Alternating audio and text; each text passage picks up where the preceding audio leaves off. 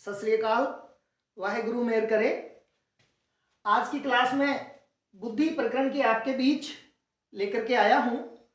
और बुद्धि जो होती है, आप सभी जानते हैं कि एक ऐसी अद्भुत अनोखी ताकत होती है जिसके बल पर हम दुनिया में एक उच्च कोटि का मुकाम हासिल करते हैं। ये योग्यता जन्मजात होती है, लेकिन वातावरण में रह करके हम इसका निर्माण करते जाते हैं, आगे बढ़ते हैं। तो प्रिय विद्यार्थियों, इस खूबसूरत प्रकरण को मैं लेकर आपके बीच आया हूं। इस बुद्धि को परिभाषित करने के लिए बहुत सारे विद्वानों ने अपनी अपनी परिभाषाएं, अपने अपने शब्दों के माध्यम से इसको गढ़ने का प्रयास किया है, लेकिन कुछ विद्वानों ने इसे सही सटीक तरीके से बांधने की कोशिश की है। तो उन्हीं विद्वानों की सूची आप देख रहे हैं, इस पट पर आपके सामने दी गई है। खासकर 4 बड़ी परिभाषाएं इसके बारे में प्रचलित हैं। एक तो कहते हैं कि समायोजन की योग्यता बुद्धि है, कि समायोजन कर ले, अनुकूलन हो जाए, वो इंटेलिजेंस ही है। कुछ लोग कहते हैं कि जब हम पढ़ते हैं, लिखते हैं, तो हमारी जो सीखने की, लर्निंग करने की योग्यता है, वो बुद्धि है। कुछ कहते हैं कि चिंतन करो, अमूर्त चिंतन, किसी चीज पे तार्किक चिंतन, वो बुद्धि है। और कुछ विद्वानों का मानना है कि समस्या समाधान करने की योग्यता बुद्धि है। तो अलग अलग विद्वानों ने बांटा है। मैं सभी विद्वानों को कैप्चर करके आपके सामने एक सिस्टम में, एक तरीके से मैं पढ़ाऊंगा। जैसे देखिए, स्टर्न और कैल्विन क्या कहते हैं कि समायोजन की योग्यता बुद्धि है। ये कहते हैं समायोजन की योग्यता बुद्धि। डियरबॉर्न और बंकीगन कहते हैं कि सीखने की योग्यता बुद्धि है। सीखने की योग्यता बुद्धि किसने कहा? डियरबॉर्न और बंकीगन ने। स्पीयरमैन और टर्मन ये कहते हैं कि अमूर्त चिंतन की योग्यता या फिर तार्किक चिंतन की योग्यता बुद्धि है। अमूर्त और तार्किक चिंतन की योग्यता बुद्धि है।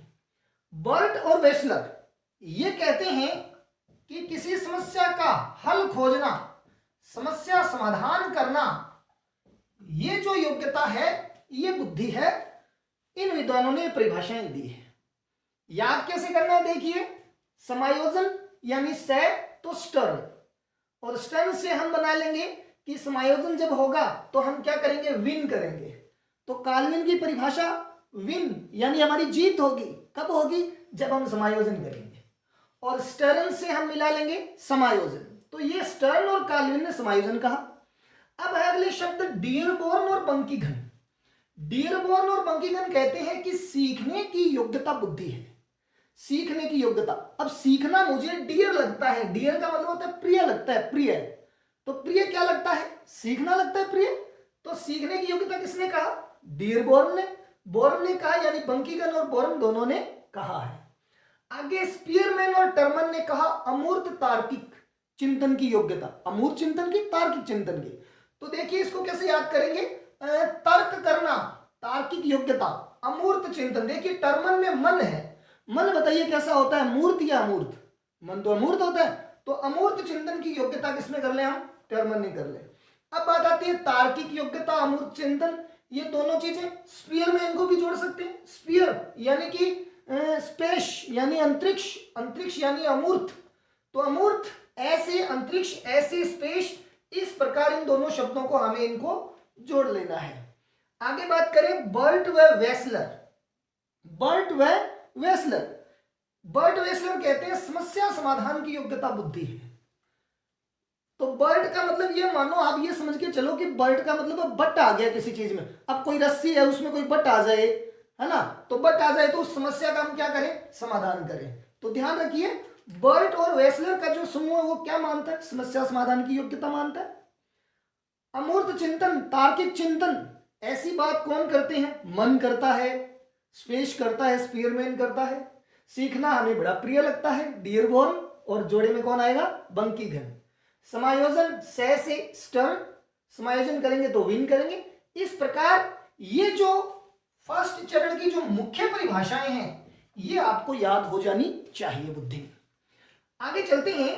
आगे थार्डैक कहते हैं कि हम पूर्व अनुभव से जो लाभ उठाते हैं, पूर्व अनुभव से जो हम लाभ उठाते हैं, उस लाभ उठाने की योग्यता को क्या कहते हैं? बुद्धि कहते हैं। पूर्व अनुभव से ऐसा भी आएगा उत्तम प्रतिक्रिया का चयन। पूर्व अनुभव से उत्तम प्रतिक्रिया का चयन करना बुद्धि का परिचायक है। ऐसा कौन कहते हैं? थॉर्नडाइक कहते हैं। तो दोस्तों देखिए, थॉर्नडाइक के बारे में आपको याद आएगा तत्काल कि थॉर्नडाइक ने एक बिल्ली के ऊपर प्रयोग किया था। बिल्ली ने बहुत सारी क्रियाएं की, है ना। उसके बाद उसका पैर खटके पर लगा, दरवाजा खुल गया, एक उत्तम प्रतिक्रिया अंत में करके दिखाई बिल्ली ने। तो अपने को ध्यान रखना है कि पूर्व अनुभव से बिल्ली ने सीखा, उसके बाद सही प्रक्रिया का चयन करने की उसकी विधि, वो कहलाती है बुद्धि। ऐसा थॉर्नडाइक ने रखा है। तो पूर्व अनुभव उत्तम प्रतिक्रिया का चयन करके सीखना क्या कहलाता है? बुद्धि कहलाता है। आगे है वुडवर्थ। वुडवर्थ जो है ना, वुडवर्थ कहते हैं कि योग्यता को प्राप्त करने की योग्यता, योग्यता को प्राप्त करने की योग्यता ही बुद्धि है। योग्यता को प्राप्त करने की योग्यता ही बुद्धि है। ये कौन कहता है? वुडवर्थ कहता है। वुडवर्थ की एक और परिभाषा आती है बहुत ही सुंदर कि किसी कार्य को करने की विधि, किसी कार्य को करने की विधि, विधि का मतलब होता है तरीका, किसी काम को करने का एक तरीका ही बुद्धि है, ऐसा वुडवर्थ मानते हैं। तो देखिए, तरीका, विधि, विधि में वह है, इधर भी वुडवर्थ में वह है। तो ध्यान रखिए, कार्य करने की विधि को बुद्धि कहते हैं। ये किसने कहा? विधि शब्द मेन है, वुडवर्थ ने कहा। योग्यता को प्राप्त करने की योग्यता ही बुद्धि, ये किसने कहा? वुडवर्थ ने कहा। तो वैसे हम वह मिला लेंगे और इसको वुडवर्थ वाले को अच्छी तरह से याद कर लेंगे। तो ध्यान रखिए, कार्य करने का तरीका, मैंने आपको बताया कि कोई भी काम होता है उसको करने का एक सिस्टम होता है। जैसे देखिए, मैंने ये परिभाषाएं तैयार की है, अब सिंपल तरीके से आपको बता रहा हूं मैं कैसे याद करता हूं और आपको दिमाग में कैसे धारण करना है। और परिभाषाएं याद करना के मतलब ये मान लो आपकी विशेषताएं सारी याद हो गई, आपको टोटल बुद्धि की विशेषताएं याद हो गई, आपको टोटल बुद्धि की विशेषताएं याद है। लेकिन जब आपको परिभाषाएं याद है, और जो बच्चा मेहनत करता है, बहुत सारे विद्वानों की परिभाषा तैयार करता है, तो ये मान लो कि उसका पूरा कंसेप्ट तैयार हो रहा है अपने आप में। एक वो कथनों का विश्लेषण करना की जो योग्यता विश्लेषण करने की, उसको प्राप्त करता जा रहा है। ये इंपॉर्टेंट बात है। इसलिए कैसे न कैसे करके हमें शब्दों को जोड़ के विद्वानों के साथ परिभाषाओं को याद करना है। और एक एक प्रश्न अपने आप में परीक्षा में चैलेंजिंग होता है, महत्वपूर्ण होता है। तो ये आपके लिए इंपॉर्टेंट भी है। तो देखिए यहां पे वुडवर्थ, कार्य करने की विधि, विधि वुडवर्थ। गार्टन कहते हैं कि पहचान करने की योग्यता, पहचान करने की योग्यता क्या कहलाती है? बुद्धि कहलाती है। बिने कहते हैं कि बुद्धि जो है उसमें 4 चीजें मिली होती है। बुद्धि जो है 4 चीजों से मिलकर बनती है। पहला है ज्ञान, दूसरा है अन्वेषण, ज्ञान, अन्वेषण, निर्देश और आलोचना। बुद्धि का निर्माण इन 4 संप्रत्यों से होता है। देखिए, ज्ञान, अन्वेषण, निर्देश, आलोचना, तो इन 4 तत्वों से बुद्धि का निर्माण होता है। ये बुद्धि की परिभाषा किसने दी है? बीने ने दी है। बीने की ये 4 शब्द ध्यान अपने को रखने हैं। कोई भी आ सकता है कि बीने ने बुद्धि के संप्रत्य में कौन सा तत्व माना, कौन सा नहीं माना। तो ज्ञान, अन्वेषण, निर्देश और आलोचना, ये 4 माने हैं। इन चारों को अपने को ध्यान रखना है। आगे है रोस की परिभाषा। रोस कहते हैं कि नवीन जो परिस्थितियां होती हैं, नवीन परिस्थितियां, उनमें अनुकूलन करना, नवीन परिस्थितियों में अनुकूलन करना, नवीन परिस्थितियों में अनुकूलन करना, नवीन परिस्थितियों में। तो अब देखिए यहाँ पे मुझे रॉस आता है, क्या रॉस आता है? अनुकूलन करना, नवीन परिस्थितियों में अनुकूल होना, ये मुझे बड़ा रॉस आता है। तो रॉस की परिभाषा अनुकूलन शब्द से जुड़ी हुई है, अपने को इससे जोड़ करके इसको पढ़ना है। तो हम इन सभी विद्वानों की परिभाषाएं पहले चरण में तैयार कर लेंगे।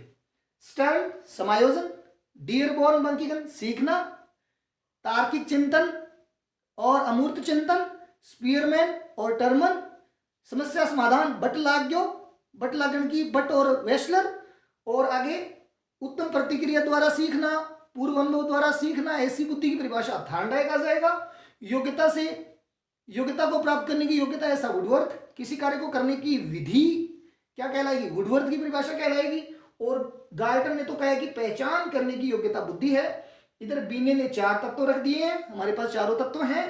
और नवीन परिस्थितियों में अनुकूलन करना बुद्धि का परिचायक है। रोष, मुझे बड़ा रोष आता है अनुकूल करना परिस्थितियों में, नवीन परिस्थितियों में। इस प्रकार बुद्धि की ये परिभाषाएं हम पहले चरण में विशेषताएं निकल कर आती हैं। इसके अलावा हमें यह भी करना है, पहली विशेषता, बुद्धि जो होती है वो एक जन्मजात योग्यता है। बुद्धि कैसी योग्यता है? जन्मजात योग्यता है। दूसरी बात, बुद्धि एक सामान्य योग्यता है, सामान्य मानसिक योग्यता, ये बात भी ध्यान रखनी है हमें भाई। तीसरी बात, बुद्धि का विकास जो होता है ना वो वातावरण में होता है। बुद्धि का विकास किससे होता है भाई? बुद्धि का विकास होता है वातावरण से, ये ध्यान रखना, ये तीसरा महत्वपूर्ण तथ्य। चौथा तथ्य, बुद्धि का जो मापन है, मापन, बुद्धि का मापन ये जो होता है ना ये अप्रत्यक्ष तरीके से होता है। बुद्धि का मापन कौन से तरीके से? अप्रत्यक्ष तरीके से।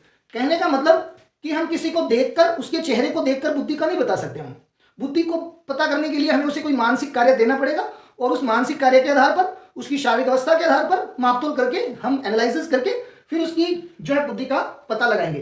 तो बुद्धि का मापन ध्यान रखना है अप्रत्यक्ष तरीके से होता है। बुद्धि जन्मजात होती है लेकिन उसका विकास वातावरण के अंदर होता है। यह भी ध्यान रखना है कि वातावरण भी कब तक प्रभावित करता है? जन्म से लेकर के, जन्म से किशोरावस्था।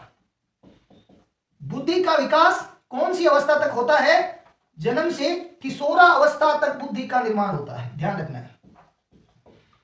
जन्म से किशोरावस्था तक बुद्धि का विकास होता है, यह बहुत ही महत्वपूर्ण है। आपसे पूछा जा सकता है कि बुद्धि कब तक बढ़ती है, कब तक वृद्धि करती है, क्योंकि किशोरावस्था के बाद बुद्धि का विकास बहुत कम या न के बराबर सही होता है। तो जन्म से किशोरावस्था, बुद्धि का मापन कौन से तरीकों से? अप्रत्यक्ष तरीकों से। वातावरण से प्रभावित होती है, बिल्कुल होती है। बुद्धि एक जन्मजात योग्यता, बिल्कुल जन्मजात योग्यता है। सामान्य मानसिक योग्यता भी है बुद्धि, बिल्कुल है। बुद्धि हमें कहां दिखाई देती है? बुद्धि हमें, हम ये कह सकते हैं कि हमारी जो सामान्य क्रियाएं हैं जितनी भी, और हमारी जो विशिष्ट क्रियाएं हैं, उन सभी के अंदर बुद्धि दिखाई देती है। सामान्य क्रियाएं, विशिष्ट क्रियाओं का द्योतक है बुद्धि। हम घर में दैनिक जो कार्य करते हैं छोटे मोटे, वो सामान्य क्रियाएं हैं, उनमें बुद्धि है। इसके अलावा कुछ हम विशिष्ट कार्य भी कर देते हैं, जैसे कि कोई मान लीजिए कोई पेंटर है तो वो पेंटिंग का काम कर रहा है, कोई लेखक है वो लेखा का काम कर रहा है, कोई अध्यापक का काम कर रहा है, कोई विद्यार्थी वो पढ़ने का कार्य कर रहा है। वो हमारी अपने आप में एक विशिष्ट योग्यताएं हैं। तो दैनिक क्रियाएं, सामान्य क्रियाएं, विशिष्ट क्रियाएं, इनका द्योतक बुद्धि है, ये हमें ध्यान रखना है। इसी प्रकार बुद्धि क्या है? जैसे कि मैंने पहले बताया, ऐसा जाए समायोजन की योग्यता, सीखने की योग्यता, समस्या समाधान की योग्यता, अमूर्त चिंतन की योग्यता, बिल्कुल ये सारी बातें हैं। एक और बुद्धि, ध्यान ये रखना है बुद्धि के बारे में कि बुद्धि जो होती है वो मेल और फीमेल दोनों की बुद्धि में किसी प्रकार का कोई अंतर नहीं होता, कोई अंतर नहीं होता। ये आता है प्रश्न कि लड़कियों की बुद्धि लड़कों से ज्यादा होती है, तो बिल्कुल ऐसा नहीं है, या लड़कों की बुद्धि लड़कियों से ज्यादा होती है, तो बिल्कुल ऐसा नहीं है। तो लड़के और लड़कियों की बुद्धि में किसी प्रकार का कोई अंतर नहीं पाया जाता। ऐसे नहीं है कि जन्म से ही लड़के ज्यादा बुद्धिमान होते हैं, जन्म से लड़कियां ज्यादा बुद्धिमान होती है। ऐसे तथ्य क्या है? पूर्वाग्रहों से ग्रसित है। अपने को ध्यान रखना है कि कोई अंतर इन दोनों में नहीं पाया जाता है, ये चीजें। तो बुद्धि की नॉर्मली जो मुख्य मुख्य बातें हैं, जन्मजात वाली विशेषता बहुत इंपॉर्टेंट है, अप्रत्यक्ष तरीके वाली बहुत इंपॉर्टेंट है, मेल और फीमेल में कोई अंतर नहीं होता, ये बहुत इंपॉर्टेंट है। ये तीन तथ्य ज्यादा इंपॉर्टेंट रहेंगे आपके लिए। और प्रश्न आएगा कि बुद्धि के बारे में कौन सा कथन तर्कसंगत है, कौन सा कथन सही है, तो ये चीजें आपके बारे में आपको इंपॉर्टेंट रहेगी, आपके सहायक रहेगी। अब मैं बात करने जा रहा हूं आगे इसी के अंदर कि बुद्धि जो होती है इसके कितने प्रकार होते हैं। तो आइए प्रकार पर करते हैं हम बात। गैरिट नामक विद्वान है साथियों, गैरिट नामक विद्वान कहते हैं कि बुद्धि जो होती है वो तीन प्रकार की होती है। पहली बुद्धि होती है ऐसी बुद्धि जिसे हम कहते हैं मूर्त बुद्धि, दूसरी बुद्धि होती है अमूर्त बुद्धि, और तीसरी होती है सामाजिक बुद्धि। बुद्धि के तीन भेद होते हैं, मूर्त, अमूर्त और सामाजिक बुद्धि। मूर्त बुद्धि ऐसी होती है जो प्रत्यक्ष चीजों पे काम करती है, जो चीज हमारे सामने प्रत्यक्ष है या जो यांत्रिक चीजें होती हैं उन पे काम करती है।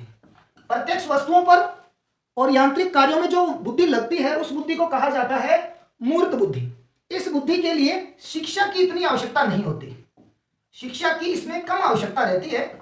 जैसे उदाहरण के लिए कोई मजदूर है, एक मजदूर है, एक किसान है, एक मिस्त्री है, एक घड़ी को सुधारने वाला है ना, कोई साइकिल बनाने वाला है ना। जो सामान्य किसान जो घरेलू काम करते हैं, सामान्यतः जो जैसे कि मिस्त्री होता है वो ईंटों से मतलब कि एक विशालकाय सुंदर खूबसूरत घर बना देता है, ये उसकी कला कौन सी बुद्धि का उदाहरण, हम तुम कहेंगे बिल्कुल मूर्त बुद्धि का ये उदाहरण है। एक किसान है, वो नाज बीज ला करके उससे खूबसूरत फसलों का निर्माण करता है, उपयोगी खाद्यान्न हमें हमारे समाज को देता है, तो हम कहेंगे ये मूर्त बुद्धि का परिचायक है। इसके लिए बड़े जो है बड़ी शिक्षा की आवश्यकता नहीं होती। इसके अलावा है अमूर्त बुद्धि। अमूर्त बुद्धि ऐसी बुद्धि होती है जो अप्रत्यक्ष चीजों पे काम करती है, जो शब्दों के माध्यम से काम करती है, जो प्रतीकों चिन्हों पर काम करती है, प्रतीक चिन्हों से शब्दों से अप्रत्यक्ष चीजों पर काम करती है। ऐसी बुद्धि अप्रत्यक्ष चीजों पर काम करती है, प्रतीक पर काम करती है, संकेतों पर काम करती है, चिन्हों पर काम करती है। इसके लिए शिक्षा की बड़ी आवश्यकता होती है। जैसे कि बड़े बड़े डॉक्टर हैं, इंजीनियर हैं, है ना, डॉक्टर जो इंजीनियर अपने कह सकते हैं, चित्रकार जो हैं, लेखक हैं, कवि हैं, बड़े बड़े दार्शनिक हैं, इनके पास एक अद्भुत जो है विचारों ख्यालों का जो है दुनिया होती है, जिसके माध्यम से ये नवीन नवीन चीजें हमें प्रदान करते हैं, संकेतों पे काम करते हैं, सिंबल पे काम करते हुए। इसके लिए बड़ी बड़े हमें शिक्षा की बहुत ज्यादा आवश्यकताएं रहती है, ये भी हमें ध्यान रखना है। तो अमूर्त बुद्धि इस प्रकार की बुद्धि रहेगी। लेकिन बेसिक एक लोहार है जो लोहे का काम करता है, लोहा दिया, किसी चीज से अच्छी चीज बना दी, तो हम कहेंगे वो तो मूर्त है, कोई लोहा दिया उसको। अपने लोहार के बाद सुनार को ले लिए, सुनार को हमने कोई चीज दी सोने की, तो उससे उसने घड़ करके उसको बहुत अच्छी चीज बना के दे दी, वो तो मूर्त बुद्धि हुई। लोहार सुनार बन के लिए बड़े प्रमाण पत्र की आवश्यकता होती नहीं, है ना। तो मूर्त बुद्धि तो छोटी मोटी चीजों पर काम करने वाली होती है, शिक्षा की आवश्यकता नहीं होती। लेकिन इसमें शिक्षा की आवश्यकता होती है, क्योंकि इसमें प्रतीक चिन्ह बिंब इत्यादि का ख्याल रखना होता है, शब्दों का ख्याल रखना होता है, अमूर्त या प्रत्यक्ष चीजों पर चिंतन करना होता है। ये होती है हमारी अमूर्त बुद्धि। अब आती है सामाजिक बुद्धि। सामाजिक बुद्धि का मतलब यह है कि हम सामाजिक संबंधों को कितने बढ़िया तरीके से निभाते हैं, सामाजिक संबंधों को निभाने की योग्यता, या ये कहें कि वाणी चातुर्य जो होता है ना, वाणी चातुर्य, इस वाणी चातुर्य पर आधारित सामाजिक संबंधों को निभाने की योग्यता, सामाजिक संबंध जो है उनको निभाने की योग्यता, और वाणी चातुर्य पर आधारित जो बुद्धि होती है वो बुद्धि इस कैटेगरी की होती है सामाजिक बुद्धि, जिसे हम कह सकते हैं। बड़े बड़े नेता लोग हैं, व्यापारी लोग हैं, है ना, बड़े बड़े पत्रकार हैं, उनमें ये बुद्धि प्रायतः पाई जाती है। इसमें जो है शिक्षा की बात करें तो शिक्षा, एवरेज शिक्षा की स्थिति जो है वो चल जाती है। तो शिक्षा की ऐसे नहीं है कि शिक्षा की आवश्यकता ही नहीं होती, इसमें शिक्षा की आवश्यकता शिक्षित भी हो सकता है, बिना शिक्षित वाली स्थिति होती है। लेकिन ज्यादा इसमें इस चीज पर बल दिया जाता है, वाणी की चतुराई पर। आप सभी जानते भी हैं कि किस प्रकार जो व्यापारी होते हैं बड़े बड़े, वो 5 रुपए की चीज जो है, कोई भी 5 रुपए की चीज वो 50 रुपए में बेच देते हैं अपने वाणी कौशल के आधार पर, है ना। महिलाएं भी आप देखिए, वाणी कौशल में महिलाएं भी बड़ी धुरंधर होती हैं, अपने वाणी के प्रभाव से कितने कौशल महिलाओं में विकसित हो जाते हैं, है ना, खासकर अपने पति को गिरफ्त में रखने की जो योग्यता है खासकर। तो सामाजिक हम कह सकते हैं बुद्धि में वाणी चतुराई जो है वो बड़ी महत्वपूर्ण योगदान देती है। तो इस प्रकार ये तो गैरेट ने बताए हैं 3 भेद। अब बात करते हैं थार्नडाइक के भेद। जो थार्नडाइक हैं उन्होंने बुद्धि के भी 3 भेद बताए हैं, यही के यही भेद हैं, लेकिन उन्होंने ध्यान रखिए मूर्त बुद्धि को नाम दे दिया गामक बुद्धि। बस ये नया है, इन्होंने बताया कि गामक बुद्धि होती है एक होती है अमूर्त बुद्धि और एक होती है सामाजिक बुद्धि। तो ख्याल रखिए, आपसे पूछा जाए कि गामक बुद्धि शब्द किसने दिया, तो उत्तर आएगा थार्नडाइक ने दिया। और किसके लिए प्रयुक्त होता है ये? मूर्त बुद्धि के लिए। इसकी जगह ये शब्द भी आ सकता है दोस्तों, जिसे कहते हैं यांत्रिक बुद्धि, ये भी आ सकता है, यांत्रिक बुद्धि वाला शब्द भी आ सकता है। तो यांत्रिक बुद्धि कह दो, गामक बुद्धि कह दो, ये सारी चीजें इसके अंतर्गत आ सकती हैं। तो बुद्धि के हमारे पास 3 प्रकार हुए, मूर्त, अमूर्त और सामाजिक। तो आपसे किसी प्रकार का कोई भी प्रश्न पूछा जा सकता है तो आप बता सकते हैं। एक अच्छे जो वक्ता होता है, मन संचालन करता होता है, उसमें कौन सी बुद्धि होगी, तो उत्तर सामाजिक बुद्धि आएगा। ये हमें ध्यान रखना है। तो अभी ये तो पूरा हो गया। अब बात करते हैं, हम आगे चलते हैं। अगला जो प्रश्न है वो ये है कि आप ये बताइए कि बुद्धि का जो मापन है वो कैसे किया जाता है, बुद्धि का मापन कैसे होता है, बुद्धि कैसे मापी जाती है, उसके बारे में हम बात करेंगे। तो बुद्धि मापनी के ऊपर बहुत सारे विद्वानों ने अपने अपने विचार रखे हैं। अब हम करेंगे बुद्धि का मापन, यानी कि बुद्धि लब्धि। बुद्धि लब्धि, बुद्धि लब्धि जो ये शब्द है, ये शब्द के बारे में ध्यान रखना है कि सबसे पहले मानसिक आयु, ऐसा शब्द सबसे पहले आया था, जिसका निर्माण ध्यान रखिए किसने किया, बीने ने। मानसिक आयु शब्द सबसे पहले किसने दिया, बीने ने दिया। लेकिन यह आ जाए कि मानसिक लब्धि, यह शब्द किसने दिया, मानसिक लब्धि, तो उत्तर आएगा हमारा स्टर्न ने। स्टर्न ने यह शब्द दिया मानसिक लब्धि। अब यह आ जाए बुद्धि लब्धि शब्द किसने दिया, बुद्धि लब्धि, तो उत्तर आएगा टर्मन में। देखिए बुद्धि लब्धि शब्द दिया टर्मन में। आ जाए कि बुद्धि लब्धि जो है इसका सूत्र किसने दिया, तो भी उत्तर आएगा टर्मन में, जो कि इस प्रकार था, ध्यान रखिए, मानसिक एज, मेंटल एज बटे क्रॉनिकल एज इनटू 100। बुद्धि लब्धि का सूत्र क्या है बताइए, तो ध्यान रखिए, मानसिक आयु बटे में शारीरिक आयु इनटू 100। ये सूत्र किसने दिया साथियों, ये सूत्र दिया है टर्मन महोदय ने। और बुद्धि लब्धि कंसेप्ट भी किसने दिया, टर्मन ने दिया। लेकिन मानसिक लब्धि पर विचार किसने रखे, स्टर्न ने। मानसिक आयु शब्द किसने दिया, बीने ने दिया। और बुद्धि लब्धि की सबसे पहली तालिका का निर्माण किसने किया, यह प्रश्न भी पूछा जाता है।